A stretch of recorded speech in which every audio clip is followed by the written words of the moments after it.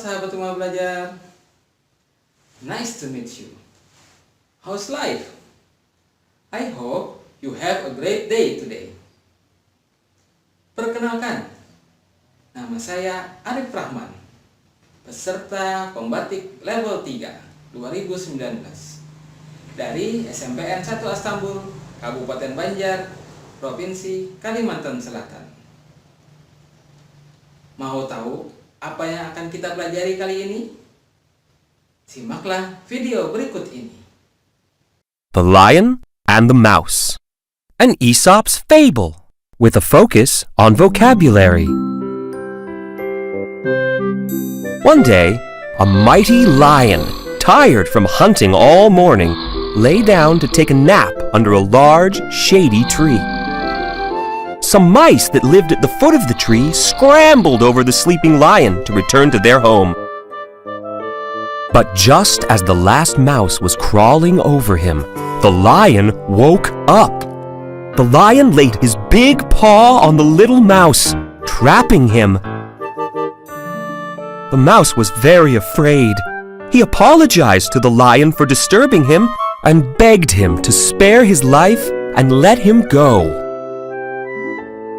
The lion pitied the little mouse, so he lifted his paw and set the mouse free.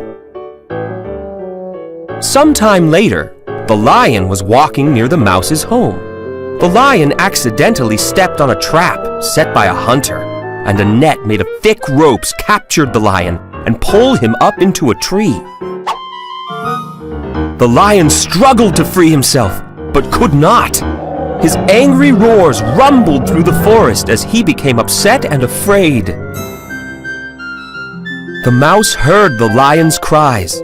Remembering the lion's kindness, the mouse ran to the tree and climbed up to the trap. He used his sharp little mouse teeth to gnaw through the thick ropes and set the lion free. The lion and the mouse were friends forever after. Both of them had learned that it is good to help someone who has helped you. Moral of the story: good deeds are rewarded. The end. Sahabat rumah belajar, setelah melihat video tadi, tahu apa yang akan kita pelajari?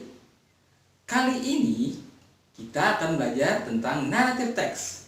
Kita akan mempelajari fungsi sosial, struktur, dan unsur kebahasaan narrative text. Pertama-tama, mari kita pahami dulu pengertian dari narrative text. Narrative text adalah jenis genre berupa cerita, hayalan, kisah nyata yang direkayasa atau dongeng. Penyampaian ceritanya harus kronologis, yaitu disampaikan secara runtut dan tidak boleh loncat-loncat. Sebenarnya, narrative text tidak hanya terbatas pada cerita yang berbau mistis, fiksi, legenda, dongeng, ataupun fabel saja.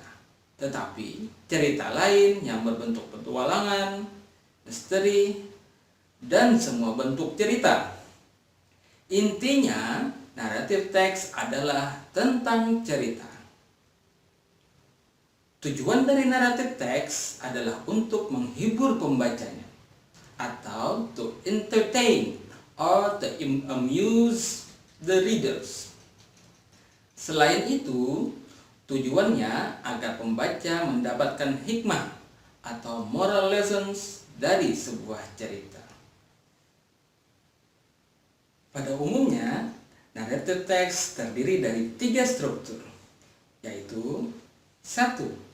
Orientasi atau pendahuluan atau pembuka yang memperkenalkan para tokoh, waktu, dan tempat.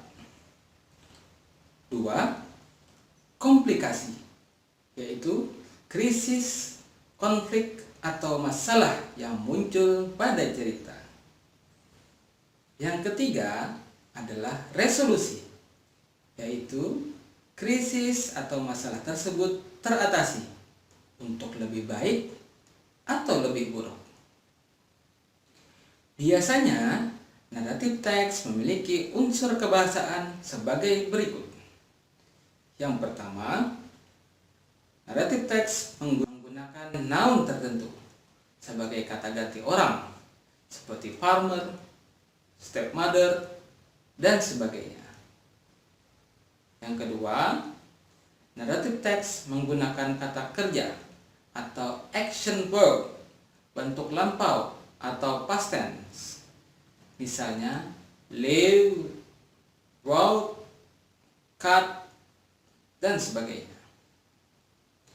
Yang ketiga, naratif teks menggunakan kata penghubung waktu atau conjunction untuk mengurutkan kejadian. Misalnya, after, before, after that, dan sebagainya. Sahabat rumah belajar, kalian telah menyimak bersama penjelasan tentang naratif teks, mulai dari pengertian, tujuan, struktur, hingga unsur kebahasaan. Mudah-mudahan bisa membawa manfaat bagi kita semua. Untuk melihat konten yang lain, silakan kunjungi Rumah Belajar. Belajar asik bersama Rumah Belajar. Belajar di mana saja, kapan saja, dengan siapa saja. Terima kasih banyak. See ya.